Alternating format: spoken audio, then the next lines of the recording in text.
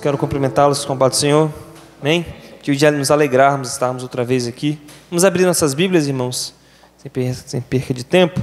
Hebreus capítulo 13. Os adolescentes, pré-adolescentes estão liberados, né? Para a sala lá dentro, para o culto deles. Hebreus capítulo 13, irmãos. A partir do versículo 9 até o 16.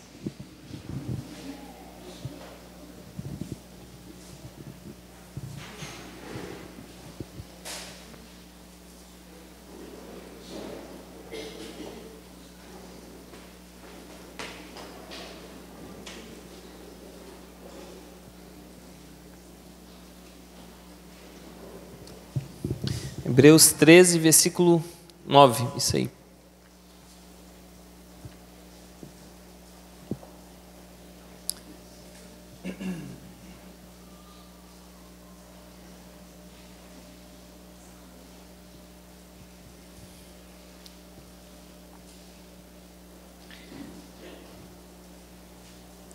Diz assim a palavra de Deus, Hebreus capítulo 13, a partir do verso 9.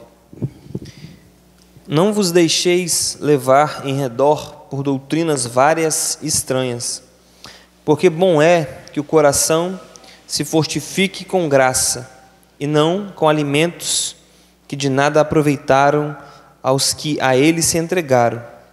Temos um altar de que não tem direito de comer os que servem ao tabernáculo, porque os corpos dos animais, cujo sangue é pelo pecado trazido pelo sumo sacerdote para o santuário, são queimados fora do arraial. E por isso também Jesus, para santificar o seu povo, para santificar o povo pelo seu próprio sangue, padeceu fora da porta. Saiamos, pois, a ele fora do arraial, levando o seu vitupério. Porque não temos aqui cidade permanente, mas buscamos a futura. Portanto, ofereçamos sempre por ele a Deus sacrifícios de louvor, isto é, o fruto dos lábios que confessam o seu nome. E não vos esqueçais da beneficência e comunicação, porque com tais sacrifícios Deus se agrada. Vamos orar? Te agradecemos, Senhor, por termos esta oportunidade uma vez mais. Te louvamos por estar aqui, Senhor, podendo ouvir, Senhor, transmitir a Tua palavra. Nosso coração se alegre, nosso coração seja impactado por ela, Senhor, pois este é o meio pelo qual o Senhor determinou que nós fôssemos abençoados. O Senhor nos deste uma lei, uma palavra, uma escrita, Senhor, para nós seguirmos. Ajuda-nos a compreendê-la, ó Deus, segundo a Tua infinita e boa vontade. Assim oramos nessa noite, Pai, em nome de Jesus. Amém.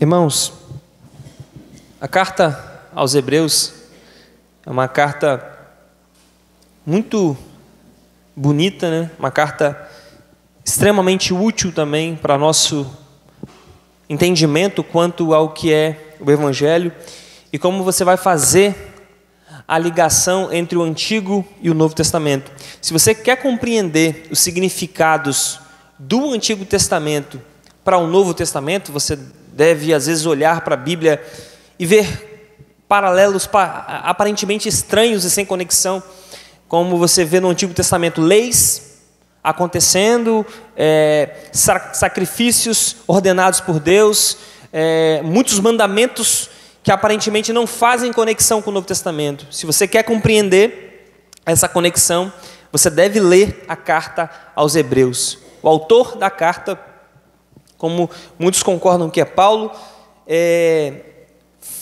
tem o objetivo claro em ensinar isso para esses irmãos hebreus aqui. Essa carta, irmãos, foi escrita provavelmente para judeus que estavam espalhados ali no mundo daquele tempo, e provavelmente esses irmãos estavam sofrendo bastante perseguição por conta da fé que agora abraçaram. Eram judeus, provavelmente talvez prosélitos ou talvez da raça realmente de Abraão, mas estavam sofrendo por conta de terem abandonado esta religião e agora abraçaram a fé em Jesus. E o autor da carta escreve explicando o do porquê eles deveriam se manter na fé em Jesus que agora eles abraçaram. E eles, irmãos, provavelmente passaram por perseguição e sofrimento, né? E o autor da carta está animando a eles a sua fé e a permanecer a fé em Jesus. E por quê? Porque o autor da carta estava sabendo que aqueles irmãos sofriam tentações a fim de abandonarem a fé deles, que agora eles abraçaram, a voltarem outra vez aos ritos judaicos. E quando nós lemos, irmãos, algumas cartas do Novo Testamento, nós vamos ver que a briga dos apóstolos não só é com doutrinas que vêm de fora, que não tem a ver com o judaísmo, mas boa parte da briga dos apóstolos, principalmente o apóstolo Paulo, é com a prática judaica dentro da fé cristã. O primeiro concílio vai decidir. O primeiro concílio nós encontramos em Atos capítulo 15, o primeiro concílio da igreja vai decidir se os irmãos que não são judeus, que não são descendência de Abraão, que não têm ali o sangue correndo de Abraão, Isaac e Jacó na veia, que são gentios fora de Israel, se eles devem guardar as leis como os judeus. Entende-se então que havia uma discussão e uma briga dos judeus para que esses cristãos, apesar de terem, confiar em Jesus, a fala deles era essa: confiam em Jesus, mas vocês também precisam guardar a lei.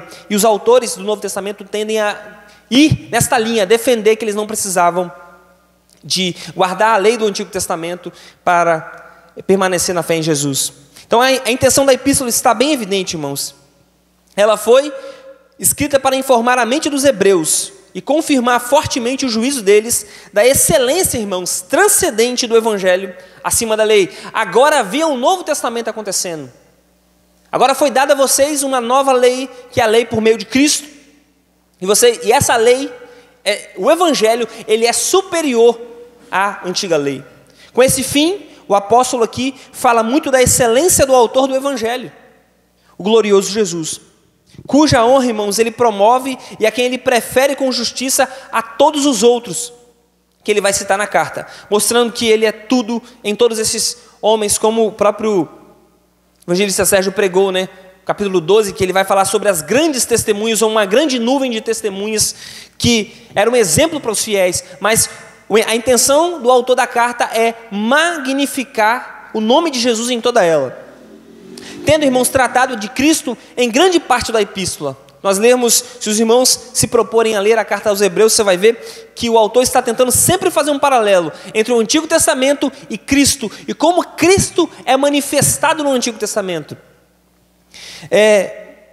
Então, tendo tratado de Cristo em grande parte da epístola, e da fé e da graça e dos privilégios do Evangelho, e tendo advertido aos Hebreus acerca da apostasia, do abandono da fé, o apóstolo agora, na conclusão de tudo, recomenda diversos e excelentes deveres a eles, que é o que nós lemos aqui no capítulo 13, como os frutos apropriados dessa fé que eles abraçaram agora. Esses frutos que são baseados, irmãos, somente nos méritos de Cristo. Achamos entre esses versículos aqui, esses 25, né, que é o capítulo 13, o porquê devemos fugir das falsas doutrinas, aonde nosso coração irá realmente se fortificar, que temos um altar muito mais sublime que Cristo, e que Cristo é superior a tudo e como devemos segui-lo, que temos uma esperança melhor e as nossas obrigações para com Deus. Então, o final, irmãos, da carta é uma conclusão de tudo aquilo que esse autor colocou na carta aos Hebreus.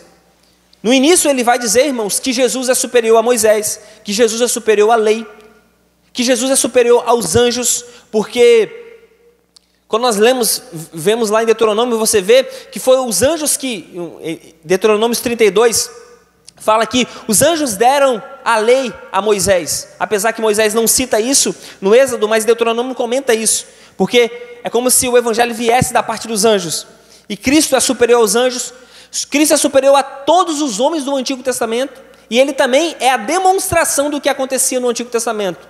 Cada sacrifício, cada animal sacrificado, cada altar, o tabernáculo, tudo o que aconteceu no Antigo Testamento estava querendo demonstrar uma coisa: Cristo viria a cumprir tudo aquilo, ele era superior àquilo tudo.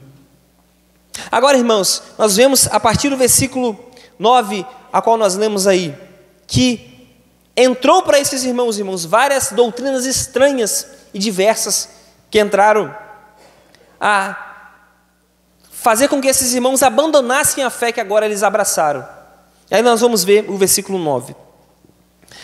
Não vos deixeis levar em redor por doutrinas várias e estranhas, porque é bom que o coração se fortifique com graça, e não com alimentos que de nada aproveitaram aos que a eles se entregaram. Essas, irmãos, doutrinas, além de muitas, irmãos, elas eram estranhas, elas apareceram para esses irmãos de modo esquisito, irmãos.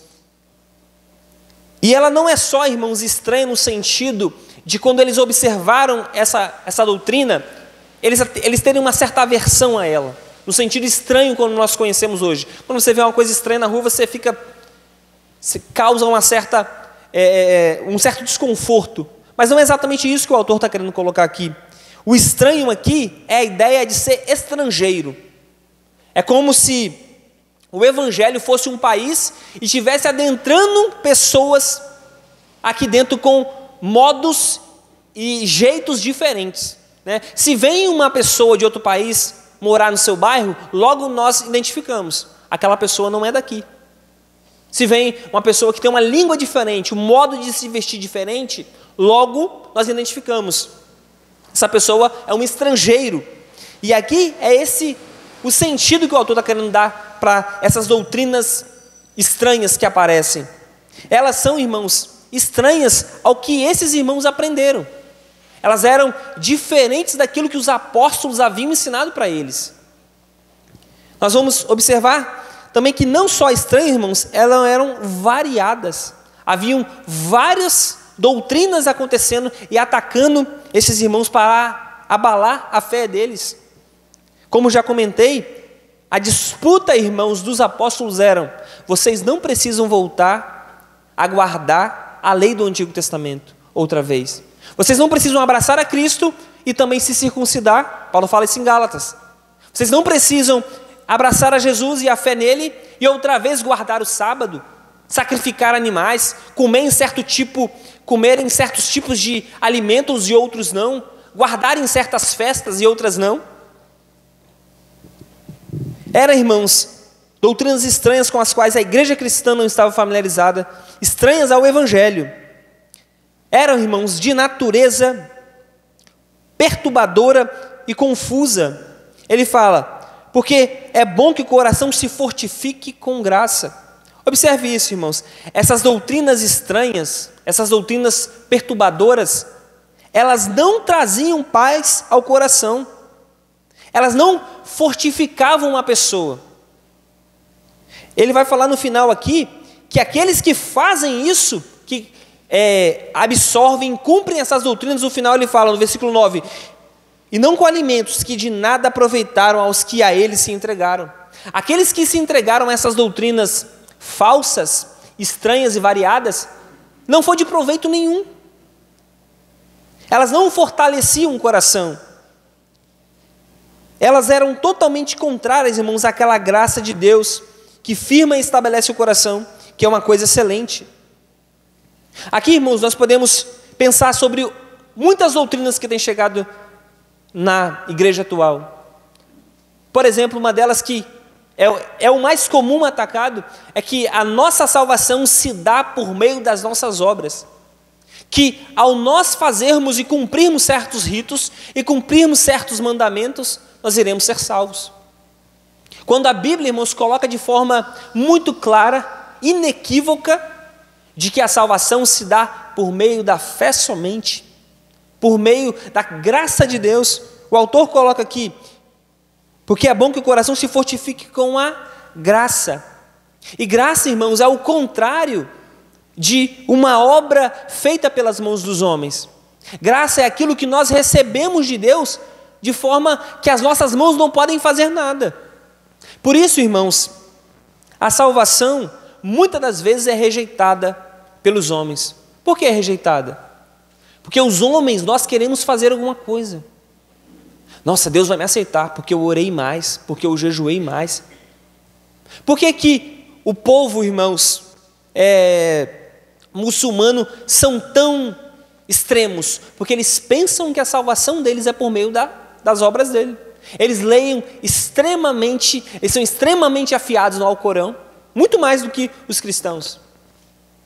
Se você perguntar versos às pessoas que dizem ser cristãs, as pessoas não vão saber responder. Qual é a base da sua fé? As pessoas não irão saber responder na sua maioria.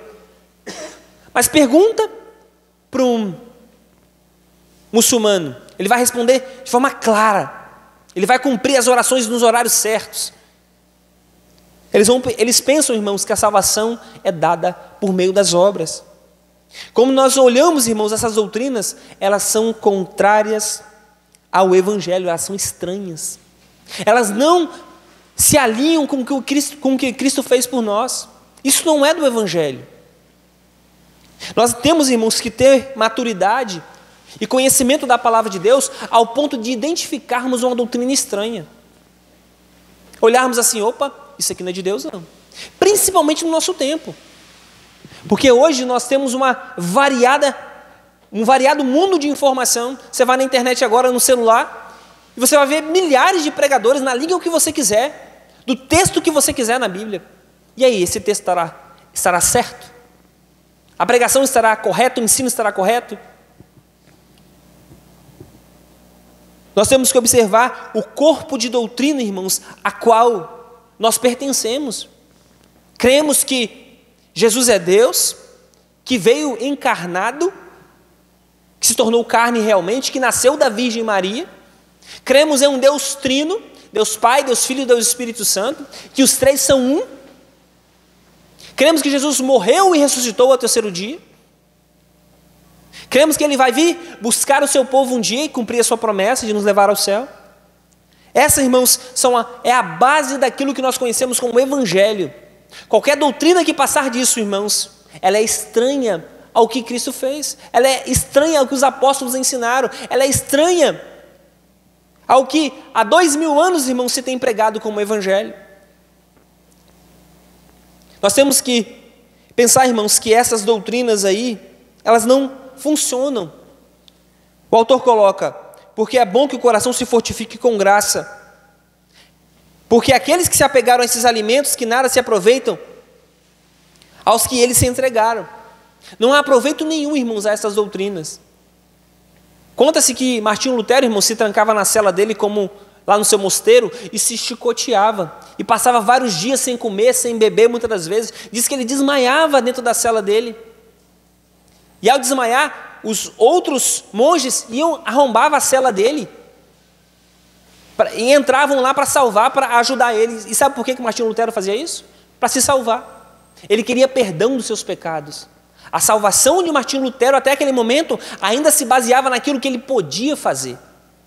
Por isso que surgiu os monastérios. Os homens se retiravam da sociedade e por viverem assim, iam ser mais santos, iam ter os seus pecados perdoados. Deus ia olhar para eles e ver como que esse homem é santo.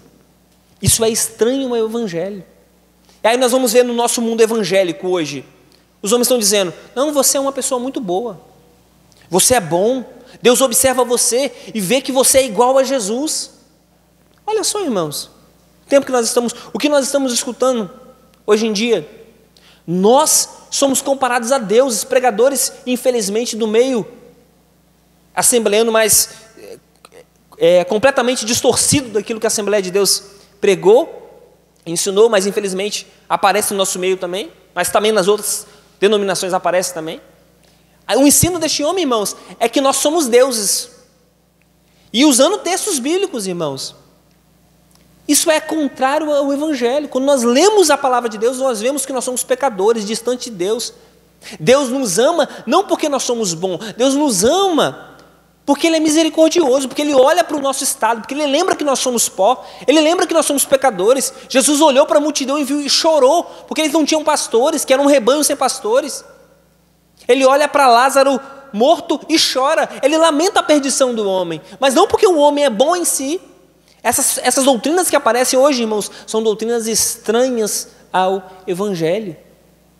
E estes homens sofriam essa perseguição aqui, irmãos, porque eles abandonaram o judaísmo, estavam agora focados em Cristo Jesus, estavam sofrendo pressão e influência a fim de abandonarem a fé que uma vez eles abraçaram em Jesus, para voltarem a praticar as práticas judaicas, como já comentei. Essas, irmãos, doutrinas não fortalecem o coração, só se fortalece o coração por meio da graça. Irmãos, não há possibilidade de nós fortificarmos o nosso coração por meio do nosso mérito, a não ser pela graça de Cristo. Se enquanto, irmãos, nós formos a Deus, propormos a Ele a nossa obra, o nosso coração nunca estará seguro, porque você sempre vai falhar, você sempre vai errar. Ou não é assim com você? Nós não conhecemos o nosso coração? Se eu for me basear, irmãos, em doutrinas que não são baseadas no Evangelho e não me fortalecer na graça de Cristo, eu sempre vou entrar em problema. Eu vou ser um Martinho Lutero me chicoteando, desmaiando, indo para o monastério. Tem seitas, irmãos, que as freiras se trancam em escuro, em lugares escuros, se trancam para não ter contato com a vida comum, a fim de serem santas. Essa obra é uma obra das mãos, irmãos, dos homens, enquanto isso não fortifica o coração. Sabe o que fortifica o seu coração? É você saber que é um pecador e olhar para Cristo. Cristo me recebe ainda, Ele me perdoou, Ele me salvou. Isso é graça. Olha o que o autor coloca. É bom que o coração se fortifique com graça, com a graça de Deus. Nós devemos, irmãos, nos apegar ao Evangelho. E por isso, irmãos, que o cristianismo é uma religião completamente diferente do que nós vemos por aí. Ela é a única religião que você não tem que fazer nada para ser salvo. Você tem que olhar para Cristo e dizer, eu creio. E aí você é salvo. Você não precisa cumprir regras. Nós obedecemos, irmãos, então, mandamentos que Deus nos ordena, porque nós já somos salvos, mas nós não cumprimos essas obras, como o irmão Ed estava comentando aqui, para sermos salvos. Por isso que o Evangelho é muito rejeitado, porque isso fere, sabe o que, irmãos? O orgulho do homem. Como assim? Eu não tenho que fazer nada? É aquele jovem rico. Como assim, Senhor? Ele ainda não é um bom exemplo aqui, né, que eu iria dar. Mas é aquela pessoa que, como assim eu não tenho que fazer nada não? É Naamã, ou Eliseu.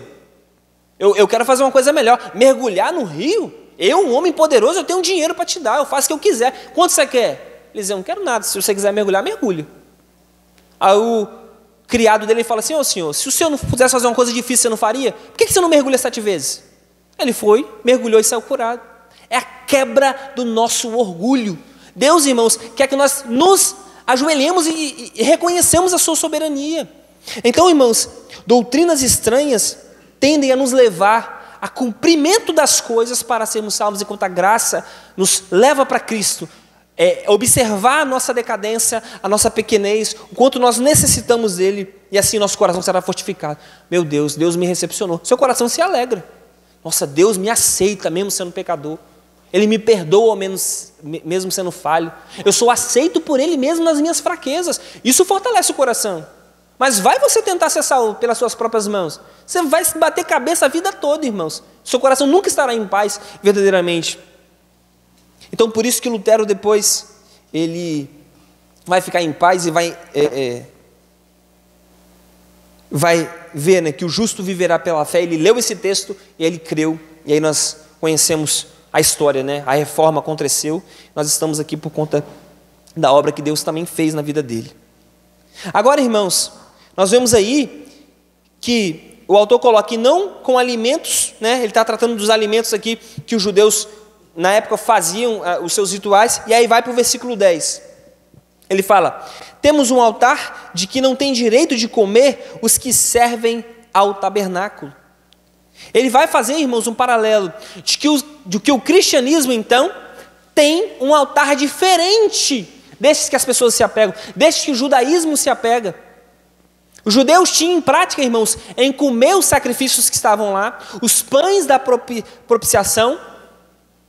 Tinha um ritual, irmãos, que você sacrificava e você se alimentava. O autor coloca, nós temos um altar de que não tem direito de comer os que servem ao tabernáculo. Qual é a ideia do autor aqui? Se você se propõe a ser salvo por meio do sacrifício da antiga lei, você não pode participar desse altar. É como se você rejeitasse a comida que vem de Cristo e apegasse a sua migalha, a fim de ser salvo. É o homem ainda tentando ser salvo por meio da lei. É o homem ainda tentando ser salvo em cumprir todos os ritos. Lembra de Nicodemos? Um homem da lei, um homem bom, que cumpria tudo. Cristo falou para ele, necessário é nascer de novo, tá? Necessário, Nicodemos, é você nascer de novo. Não importa o cumprimento da lei em si, mas você precisa crer em Cristo. Pedro também foi enviado a Cornélio, irmãos, apesar de Cornélio ser um homem justo, que dava esmolas, que fazia sacrifícios, Deus deu um sonho a ele, chama Pedro, que Pedro vai dizer o que você tem que fazer. Pedro vai pregar o evangelho para Cornélio, e ainda assim Cornélio não era salvo. E um homem justo, temia a Deus, era elogiado pela sociedade que vivia, mas ainda assim precisava de Cristo. Então, é um paralelo que o autor está colocando aqui no versículo 10. Fazia-se, irmãos, objeção contra a igreja cristã, dizendo que ela não tinha um altar. Mas não é isso que o autor coloca aqui, mas isso não era a verdade. Temos um altar, só que não é um altar material, irmãos, mas um altar pessoal, e esse é Cristo. Ele é tanto o nosso altar quanto o próprio sacrifício. Cristo é o símbolo disso, irmãos, do altar em que nós também oferecemos por meio dele os nossos sacrifícios. O altar, irmãos, sob a lei, era um tipo de Cristo. O altar de bronze do seu sacrifício, o altar de ouro e o altar da sua intercessão. No caso, nesse altar, irmãos, que é servido um banquete, só se pode comer aquele que o faz por meio da graça, como o autor colocou aqui. Os que servem ao tabernáculo, no caso é a lei levítica, não têm direito de comerem. Eles não podem comer porque eles abraçaram a lei. Observe, irmãos, que o verso 10 se conecta perfeitamente com o verso 9. Não é de manjares ou alimentos que o coração se fortifica, mas sim da graça que é servida nesse novo altar, que é Cristo. Nós vamos lá e nos alimentamos. Nós partimos, irmãos, de que Cristo fez a oferta por nós, ao nosso favor. Aqueles irmãos que se dedicam ao tabernáculo ou à dispensação levítica, ou voltam a ele novamente, se excluem dos privilégios desse altar, dos benefícios obtidos por Cristo. Mas esse altar, irmãos, fornece um banquete para o verdadeiro crente. Um banquete relacionado, irmãos, ao sacrifício, um banquete de coisas, irmãos, realmente gordurosas e de força de crescimentos espirituais e de prazer e gozo santos.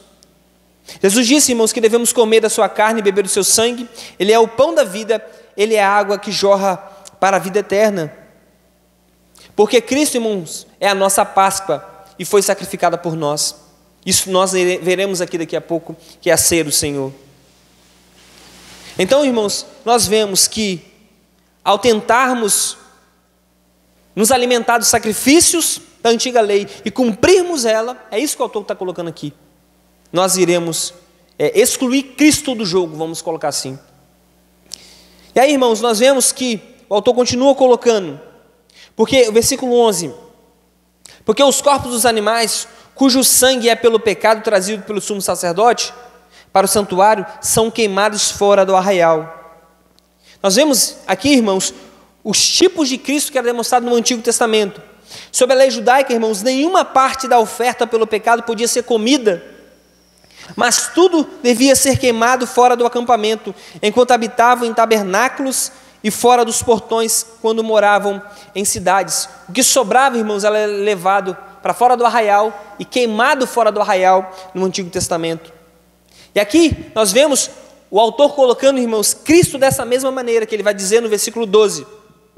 E para que pudesse, irmãos, parecer que Cristo era realmente o antítipo da oferta pelo pecado, o autor colocou aqui, da mesma maneira que no Antigo Testamento os animais eram levados para fora do arraial e queimados, Cristo também foi dessa maneira. No versículo 12 ele vai dizer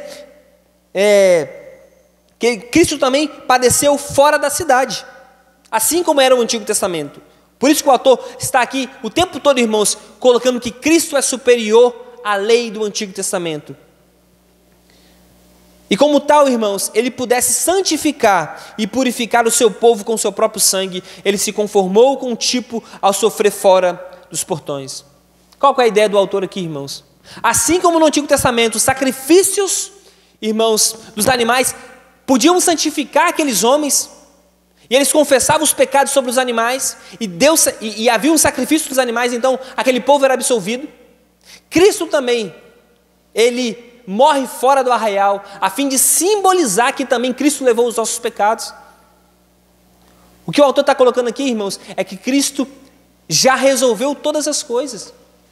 É que não precisa-se mais fazer sacrifícios. É que não precisa-se mais ofertar nada. Ele é o cumprimento da lei. Ele cumpriu todas as coisas. Senão, irmãos, teríamos que eternamente sacrificar. Eternamente.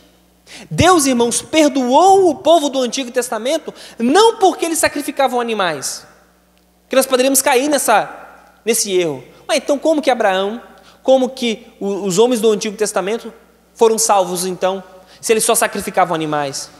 O ponto é, irmãos, que Deus estava apontando para a morte de Cristo no futuro, e não para a morte daqueles animais.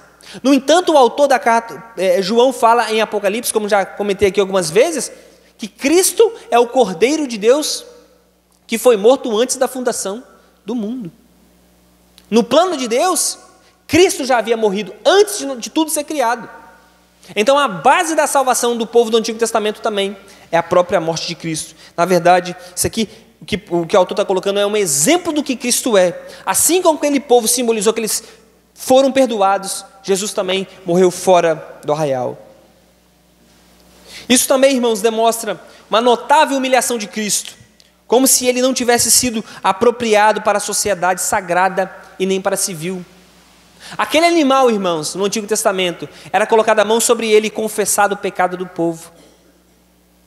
O autor está colocando aqui: e por isso também Jesus, para santificar o povo pelo seu próprio sangue, padeceu fora da porta. O animal era queimado fora do arraial, e Cristo foi morto fora da porta, fora da cidade. Cristo foi tido, irmãos, como um indigente, como um pecador, como um homem mau da sociedade. Só morria daquela maneira, irmãos, homens terríveis, ladrões, assassinos, pessoas consideradas completamente fora da sociedade, não podiam viver em sociedade. Era uma morte terrível. A pior morte era a crucificação. Assim como aquele animalzinho lá no Antigo Testamento era levado para fora da cidade porque estava simbolizando o pecado, olha a humilhação de Cristo. Cristo também simbolizou o pecado dos homens. O autor coloca assim. Ele dá esse exemplo muito claro. Cristo se humilhou. Isso mostra, irmãos, como o pecado, que era a causa que tomou necessários os sofrimentos de Cristo, é uma abdicação de todos os direitos sagrados e civis. Cristo perdeu tudo ali, tudo. Ele não tinha direito nem de uma morte digna. E o pecador, uma praga e um incômodo para a sociedade. Aquele homem morto na cruz, um incômodo. Alguém que não merece a vida. Alguém que merece morrer indignamente, pendurado por 2, 3 dias. Se Cristo, irmãos, se não fosse ali o momento da Páscoa, da festa daquele tempo, Cristo ficaria pendurado 3 dias numa cruz. Se Cristo não entrega o próprio Espírito, era 3 dias para morrer.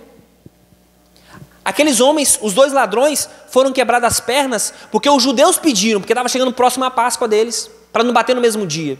E eles morrerem rápido. Mas o normal da morte ali, dos romanos, era a pessoa morrer de forma trágica, lenta. Animais pousando provavelmente, corvos, urubus, era algo terrível. Por isso que essa humilhação, irmãos, é algo terrível. Cristo morreu fora da cidade, como um indigente, como alguém que não valia nada para aquele povo. É aquele povo gritando: solta-nos Barrabás, que foi um ladrão, um malfeitor. E mata este homem aí, crucifica-o, ele não vale nada. Este, irmãos, é o símbolo do pecado. Tem que sair fora do arraial. Tem que sair fora, não pode estar conosco. Isso é o símbolo do pecado e é o que acontecia no Antigo Testamento também. O animal era queimado fora do arraial. Então, irmãos, o apóstolo, tendo assim demonstrado que a lealdade à lei levítica iria barrar os homens ao altar cristão, ele exorta os crentes a se voltarem para Cristo. Observe, irmãos, aqui eu estou falando que nós devemos nos apegar a Jesus, porque é o apego à tentativa de cumprimento da lei levítica nos afastará do altar que é Cristo. Ele então nos impele a buscar a Cristo. Ele fala no versículo 13: saiamos, pois, a ele, fora do arraial, levando o seu vitupério. E aí o autor coloca: sejam leais a Cristo, seja leal ao que Ele fez. E por quê?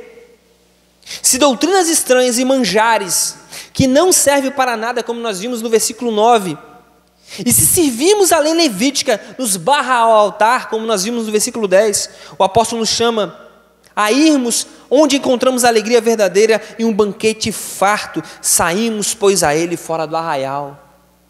Ele foi considerado como indigente. Eu vou morrer com ele. Eu vou estar com Cristo. Apesar de o povo não aceitar a Jesus, nós aceitaremos. Saiamos, pois, a ele fora do arraial. Consideraremos a Cristo como superior a tudo e a todos. Superior à lei levítica, superior a Moisés, superior aos anjos, superior a todos os homens do Antigo Testamento. Não importa, Ele fez um sacrifício perfeito. Apesar que todos vão rejeitá-lo, saiamos, pois, a Ele fora do arraial. Levando não só isso, irmãos, mas levando o seu vitupério. E era interessante, irmãos, que no Antigo Testamento é como se um judeu saísse do meio do povo e fosse estar com o animal queimando lá fora do arraial, fora da cidade, fora do povo, estando junto com eles. Nós faremos a mesma coisa. E aqui para um judeu, irmãos, o que esse judeu deveria fazer? Sair da lei cerimonial do Antigo Testamento, abandonar aquela lei levítica e ir a Cristo. Só que para um judeu, irmãos, isso é algo terrível. Ele precisava muitas vezes abandonar talvez até sua família, o meio que ele vivia, porque aquilo, irmãos, não era só uma questão religiosa, mas era familiar também. Era um povo judeu, uma raça. Ele só poderia estar com os seus se esses seus considerassem Cristo também, senão não poderia estar. Então eles saímos da lei cerimonial, do pecado, do mundo, de nós mesmos, do nosso próprio corpo, quando Cristo nos chamar. Lembremos, irmãos, das palavras do nosso mestre: se alguém quiser acompanhar-me, negue-se a si mesmo. O texto fala, irmãos, levando o seu vitupério ou a sua vergonha. Se alguém quiser acompanhar-me, negue-se a si mesmo, tome diariamente a sua cruz e siga-me. Nós, irmãos, se quisermos seguir a Cristo, precisamos abandonar as nossas forças para tentarmos ser salvos. Qualquer tentativa, irmãos, será algo cruel para nós mesmos e não levará a benefício nenhum nosso. Nós precisamos, irmãos, abandonar a nós mesmos. O cristianismo é algo, irmãos, que ao mesmo tempo é difícil. Tome a sua cruz e me siga. Negue-se a si mesmo. Como assim? Cruz é um instrumento de morte. Esses homens precisavam abandonar, irmãos, a lei levítica, o momento que viviam, e seguir, e se abraçar a Cristo e se apegar a Ele de forma independente, e se apegar a Ele, irmãos, de forma que a sua vida estava sendo levada para Ele, e só nele poderia haver salvação. Nós devemos, irmãos, o Evangelho ao mesmo tempo tem uma palavra que é, vamos dizer assim, cruel: negue-se a si mesmo, negue suas vontades, seus desejos, seus interesses, e siga Cristo como prioridade. Devemos ir a Jesus aceitando, irmãos, o que Ele fez por nós, nos colocando junto a Ele, não aceitando somente os benefícios, mas também todo o seu fardo. Em seu lugar estejamos dispostos a levar o seu vitupério, dispostos a ser considerados o refúgio de todas as coisas, indignos de viver muitas das vezes, irmãos, indignos de morrer uma morte comum. Essa foi a sua vergonha e precisamos nos submeter a ela. Nós devemos, irmãos, seguir ao Senhor aonde quer que Ele for, mas valerá a pena isso. Devemos levar o vitupério de Cristo, irmãos, a fim de segui-lo, ter o seu mesmo sentimento, ser seu amigo, nos identificarmos com Ele e anunciar ao mundo nossa dedicação aos seus padrões e propósitos. O mundo precisa saber que nós somos cristãos, irmãos. O mundo precisa saber que nós seguimos ao Senhor e Ele é o nosso Rei, Ele é o nosso Senhor, Ele que ditou as regras para nós. Sim, nós somos cristãos e obedecemos ao nosso Senhor. Apesar de parecer, irmãos, controverso, difícil, seremos vituperados também. Se chicotearam, abandonaram, cuspiram, perseguiram o Senhor, também nos perseguirão. Nós devemos ir a Ele e levar o seu vitupério. Nós não devemos negar a Cristo, irmãos. Se alguém, irmão, se envergonhar de mim, Jesus disse, e das minhas palavras, o Filho do Homem se envergonhará dele, quando vier em sua glória e na glória do Pai e dos santos anjos. Lucas 9, 26. Nós devemos então olhar para Jesus, irmãos, com grande alegria, porque Ele não só quer que nós levamos o seu vitupério e estejamos junto a Ele na sua morte, mas Ele nos dará esperança para isso. Olha o versículo 14. Porque não temos aqui cidade permanente, mas buscamos a futura. Você não irá, irmãos, a Cristo levar o seu vitupério ao léu da sorte, um tiro no escuro, algo que você não pode ver. Mas o porquê aqui do versículo 14, irmãos, olha o versículo 14, porque não temos aqui cidade permanente, é a explicação do versículo anterior. Nós devemos ir a Ele, fora do arraial, levando o seu vitupério. Por quê? Porque não temos aqui cidade permanente. Essa é a esperança, irmãos, do cristão. Cristo não nos deixou sem expectativa, sem esperança futura, sem um plano que irá abraçar o nosso coração e nos confortar. Pense em um judeu, irmãos, abandonando toda a sua vida desde criança, sendo ensinado nos rituais da lei, cumprindo todos os mandamentos, vivendo em sua terra natal juntos aos seus compatriotas. Agora vai a Cristo abandonando tudo, saindo fora da porta. Ele perceberá, irmãos, que muitas das vezes está sem cidade, sem pátria, sendo um exilado estrangeiro. Pois, irmãos, para esses cristãos judaicos aqui, sair fora do arraial era abandonar o judaísmo. Para nós representa o mundo com todos os seus prazeres pecaminosos, valores iníquos e alvos temporais. Mas o apóstolo, irmão, não nos deixa sem essa esperança e diz: vão tranquilos e seguros, que aqueles que o fizerem não ficarão desolados. Vocês não ficarão sem pátria. Judeus daquele tempo ficariam sem pátria. Mas fiquem tranquilos, vocês têm esperança. Levem o vitupério de Cristo e receberão uma nova terra, um novo lar. Vocês terão então alegria perpétua de forma completa. Serão crucificados muitas das vezes, perseguidos, mas terão esperança futura. Não temos aqui cidade permanente, mas buscamos a futura. E a explicação é: vai a Ele levando o seu vitupério, porque não temos aqui cidade permanente. Não temos. Cristo está explicando: vocês podem vir, eu não deixarei vocês sem expectativa. Filipe pregou esses dias, ele foi nos preparar lugar. Serão envergonhados aqui, talvez sofram até uma morte terrível, mas isso não vos será em vão. Levem sua cruz com Cristo, pois Ele mesmo suportou a cruz pelo gozo que lhe estava proposto. Assim você também terá gozo com Cristo. Assim vocês também participarão do mesmo gozo com Ele. Nenhum dos santos do passado, irmãos, viveram sem essa expectativa, mas esperavam a cidade da qual o artífice e construtor é Deus. Todos esses homens, irmãos, tinham expectativas. Hebreus 11, irmãos, diz assim: pois ele esperava a cidade que tem alicerces, cujo arquiteto e edificador é Deus. Todos estes ainda viveram pela fé e morreram sem receber o que tinha sido prometido. Viram-nas de longe e de longe a saudaram, reconhecendo que eram estrangeiros e peregrinos na terra. Os que assim falam mostram que estão buscando uma pátria. Em vez disso, esperavam eles uma pátria melhor, isto é, a pátria celestial. Por essa razão, Deus não se envergonha de ser chamado Deus deles, pois preparou-lhes uma cidade. Então, irmãos, Cristo nos deu uma cidade que realmente vai ser permanente. Por mais que o mundo não aceitará Cristo, irmãos, este mundo aqui é passageiro. O autor coloca: nós buscamos a futura. Paulo abandonou tudo e disse, irmãos: porque a nossa leve e momentânea tribulação produz para nós um peso eterno de glória muito excelente. Nós temos então grande alegria e grande expectativa, irmãos, no futuro. Deus há de recompensar os seus filhos. Deus, irmãos, não é Deus que minta, nem filho do homem para que se arrependa. Ele vai cumprir a sua promessa. Nós devemos confiar única, irmãos, e exclusivamente na pessoa de Cristo que Ele fez por nós.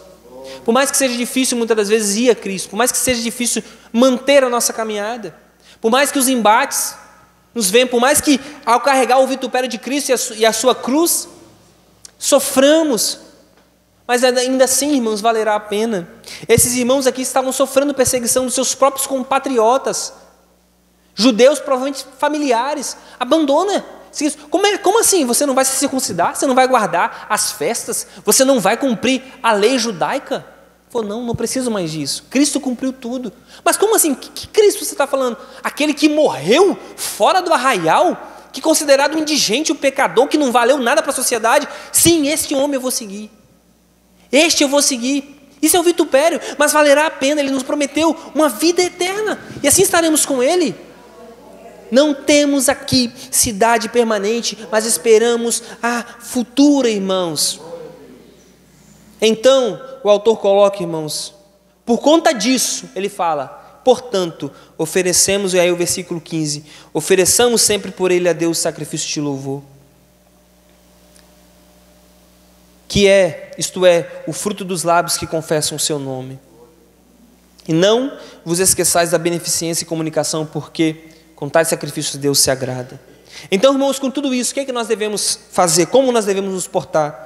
Façamos o uso correto, irmãos, desse altar que ele nos falou.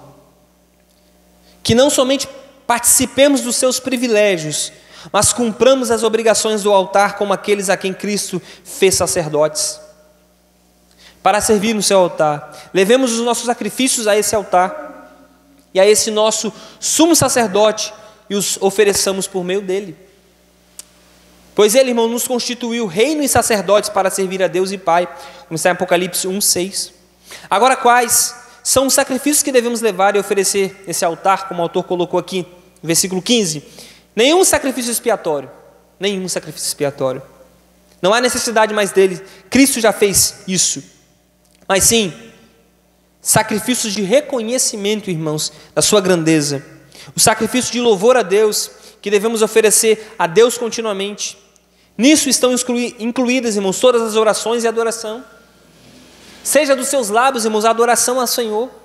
Seja a sua oração uma adoração ao nosso Deus.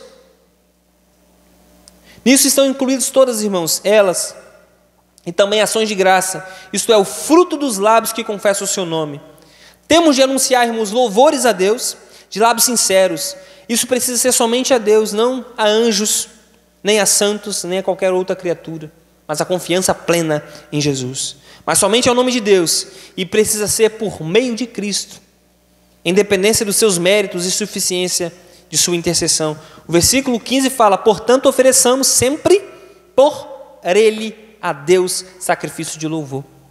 Não é por meio de outro, irmãos, única e exclusivamente por meio de Cristo somente. Somente Ele. Por isso, irmãos, qualquer coisa baseada no ser humano, em santos, em anjos, em sacrifícios, em qualquer ritual, é falso. O único meio de oferecer, irmãos, é por meio de Cristo. Deus não vai aceitar nada, absolutamente nada da nossa mão, irmãos, a não ser por meio de Jesus. Qualquer coisa que nós formos oferecer a Deus, Deus vai olhar assim, não tem nada ali. Somos falhos, somos pecadores. Não há um sacrifício perfeito. Então Ele aceitará o nosso sacrifício de louvor por meio do sacrifício que Ele fez na cruz por nós. Outro sacrifício, irmão, sacrifício de doações e de boas obras e da caridade cristã. Ele fala, não devemos nos esquecer da beneficência e comunicação, porque com tais sacrifícios Deus se agrada. Não se esqueçam de fazer o bem. Precisamos então, irmãos, de acordo com as nossas possibilidades, comunicar as necessidades da alma e do corpo dos homens. Não só falarmos, mas também agirmos em bem dos outros. Não nos contentando, irmãos, em oferecer sacrifícios simplesmente dos nossos lábios, meras palavras, mas sacrifício de boas obras, realmente. Isso precisamos depositar no altar de Deus. Nós não dependeremos, irmãos, dessas obras, mas faremos ela por graça do próprio Senhor, confiando naquilo que Ele fez por nós. Eu faço isso porque Cristo fez o que é superior.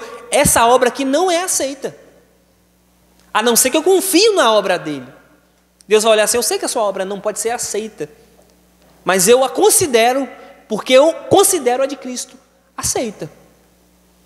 Então, irmãos, nós devemos então ser solícitos, principalmente para os domésticos da fé, entre aqueles que são cristãos e também dos homens. A Bíblia nos fala que o verdadeiro evangelho é cuidar dos órfãos e viúvas nas suas necessidades. Então é a obrigação também dos cristãos fazerem isso. Ao longo da história, irmãos, o impacto da igreja no mundo foi isso, porque criou escolas, faculdades, criou orfanatos, criou hospitais, porque foi bom, fez bem à sociedade. Isso nós devemos fazer porque Cristo fez algo muito maior por nós. Observe, irmãos, como que quando você tem um alvo certo, as coisas andam de acordo. Quando uma pessoa faz um bem com a intenção errada, aquele não tem valor nenhum. Mas quando nós fazemos, irmãos, temos um alvo superior. Nós não fazemos por nós, fazemos por Cristo. Não fazemos porque nós podemos fazer, mas porque Cristo fez por nós algo grandioso. Nós só estamos o glorificando. Isso aqui é só um meio de nós exaltarmos o nome de Jesus e ser Ele glorificado no mundo. Não porque eu quero me aparecer, não porque eu quero demonstrar para as pessoas. Esses sacrifícios, irmãos, serão aceitos por Deus. E aí, concluiremos, irmãos. A lei dura e severa nos condenava. Os ritos e obrigações que a lei nos chicoteava, Cristo já levou em suas costas. O que tínhamos que cumprir, Ele já cumpriu por nós. Nós absolutamente devemos nada à lei. Podemos abandonar todos os nossos fardos, irmãos, e descansar em seus braços. Apegue somente-se à fé. Para os venenos das doutrinas estranhas que aparecerem, irmãos, que nos querem enganar e nos afastar dele, Ele oferece a cada dia, em sua palavra e seu evangelho, o antídoto para não morrermos. Fortifique-se com a graça, fortifique o coração com a graça. A esperança, irmãos, que não tínhamos, Ele nos ofereceu dizendo: vem, segue-me, nos dando alegria com gratidão para obedecermos. Me siga, porque vocês não têm aqui cidade permanente. Seja, irmãos, o que for, não deixe de lutar nessa vida por Cristo, pois a morada celestial que Ele foi preparar nos aguarda. Amém? Vamos orar? Senhor, queremos Te louvar outra vez. Agradecer o Teu nome, pois Tu és nosso Deus, nosso Senhor. Somos somente pecadores, Senhor, homens falhos e carentes da Tua graça. E quando, Senhor, tentamos nos salvar, quando tentamos, Senhor, nos apropriar dos sacrifícios das nossas mãos, Senhor, quão grande pecado é isso, quando nós não confiamos em Ti somente. Ajuda-nos a olhar para o Senhor e vermos a Tua grande, ó Deus, obra. Quão grande é o Evangelho, quão grande obra, quão grande sacrifício foi estar preso em uma cruz por nós. Que essa seja a nossa confiança, Senhor, que esse seja o nosso alvo, que essa seja a nossa alegria, apesar de termos que levar o Seu vitupério, Senhor. Confiamos em que o Senhor nos preparou uma cidade que é permanente. Aqui andamos só como peregrinos, Senhor. Andamos só como homens passageiros aqui, Deus. Ajuda-nos a confiar única e exclusivamente em Ti. As aflições deste tempo não são para comparar com a glória. Não são, Senhor. Ajuda-nos a confiar unicamente em Ti, Senhor. Nos achegarmos mais ao Senhor. Ajuda-nos a confiar unicamente, exclusivamente na Tua cruz, meu Deus. Nós precisamos de Ti. Pedimos que a Tua graça acalme, Senhor, o nosso coração, fortaleça ele, ajuda-nos a irmos às doutrinas da Tua palavra e sermos fortalecidos nela.